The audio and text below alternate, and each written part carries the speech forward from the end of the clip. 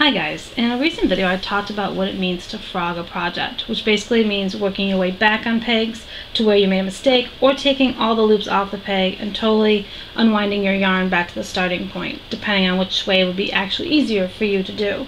So I realized in that video I should have actually showed a little bit for those that are really new to loom knitting and want to actually see what it means to work your way back on pegs. Now I just did a simple little swatch, nothing fancy, basically E-wrap. This one right here is a purl, but the idea is if you're going to work your way back on pegs, you're going to take one peg at a time, and I'm going to show you what that means.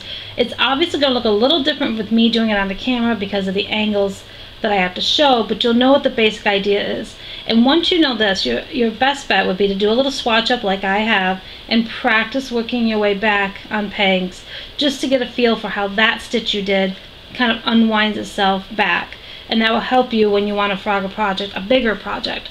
I always get leery of people that start projects that they're not sure of all the steps to, and then when they hit a snag, I feel really bad because they invested so much time in the project versus just doing a quick little swatch to practice their casting ons, practice their bind offs, practice working your way back, because again, different stitches will unravel a little differently. So if you do a little swatch up in like figure 8 or drop stitch or any of the stitches you're doing and go working your way back one peg at a time, you'll be able to see what happens when you're doing a big project if you need to frog.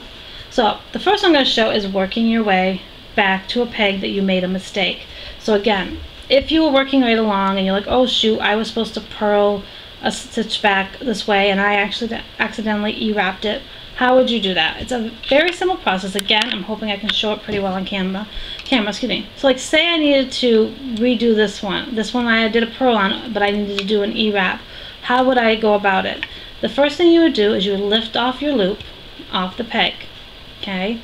And then what you would do, and this is what's going to be a little tricky to show, I'll get the angle right here, you would see that if you gently pull your working yarn, you will see the original stitch right here from the row before, and you would replace that on that peg, and then you'd be able to go ahead and work it the same way you want it to. So again, say you realize that you need to do this one too. So again, you take your working yarn and you're going to take off the loop that's on the peg that you want to frog. You're going to gently lift it up, and you're going to go to the back and you're going to see that you have your working yarn here. Gently pull it and it will give you back that loop from before, and you just got to be careful you don't tug too much because you can lose it. That's why it's good to practice. And then you're going to take that original loop and you're going to place it back on the peg. Again, this is fighting me because I'm on camera and it doesn't want to do it as easily as it normally does. Okay, so you want to find the loopy loop and place the loopy loop. Really? This is why you practice, because it's really not that hard, it's just the angle I'm at. So once you get your loop, see how I got my loop here from before, I can place it back on, and then I'm able to work these two pegs in whatever stitch I was supposed to do them in. So again, I'll show you one more time. You're going to simply just kind of take your working yarn, kind of move it off to the side to the beginning part. Then what you're going to do is you're going to take this peg off, or this loop off of whatever one you need to fix. You gently lift it up. You got your working yarn back there. You're going to gently pull it through until it brings you back that original loop from before.